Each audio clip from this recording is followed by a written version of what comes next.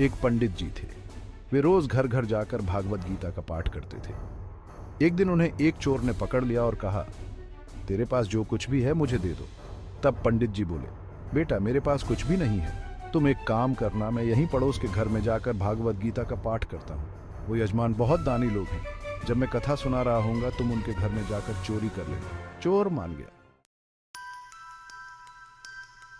अगले दिन जब पंडित जी कथा सुना रहे थे तब वो चोर भी वहां आ गया। तब पंडित जी बोले, यहां से मीलों दूर एक गांव है वृंदावन, वहां पर एक लड़का आता है जिसका नाम कान्हा है। वो हीरों जवाहरातों से लदा रहता है, अगर कोई लूटना चाहता है तो उसको लूटो। वो रोज रात को उस पीपल के पेड़ के नीचे आता है जिसके आसपास बहुत सी झाड़ियां हैं।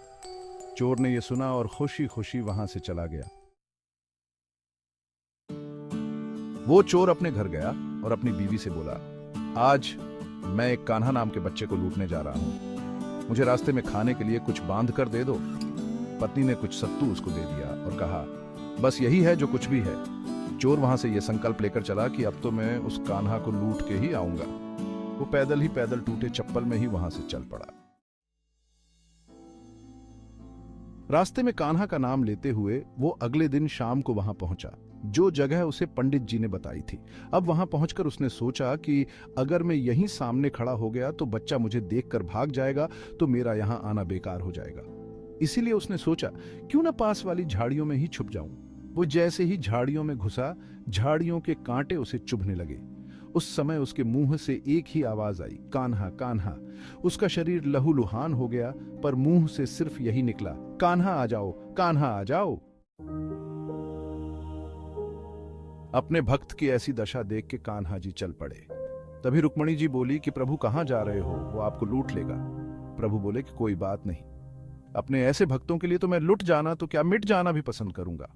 ठाकुर जी बच्चे का रूप बना के आधी रात को वहां आए। वो जैसे ही पेड़ के पास पहुंचे, चोर एकदम से बाहर आ गया और उन्हें पकड़कर बोला, ओ कान्हा, तूने मुझे बहुत दुखी किया है। अब ये चाकू देख रहा है ना, अब चुपचाप अपने सारे गहने मुझे दे दे। कान्हा जी ने हंसते हुए उसे सब कुछ दे दिया। चोर हंसी खुशी अगले दिन अपने गांव में वापस पहुंचा। सबसे पहले उसी जगह गया जहां पर पंडित जी कथा सुना रहे थे। जितने भी गहने वो चोरी करके लाया था, उनका आधा उसने पंडित जी के चरणों में रख दिया। जब पंडित जी ने पूछा कि ये क्या है, तब उसने कहा, आपने ही मुझे उस कान्हा का पता दिया था, मैं उसको लूट के आया हूं और ये आपका हिस्सा है। पंडित जी ने सुना तो यकीन ही नहीं हुआ। वे बोले कि मैं इतने सालों से पंडिताई कर रहा हूं, वो मुझे आज तक नहीं मिला, तुझ जैसे पापी को कान्हा कहां से मिल सकता है।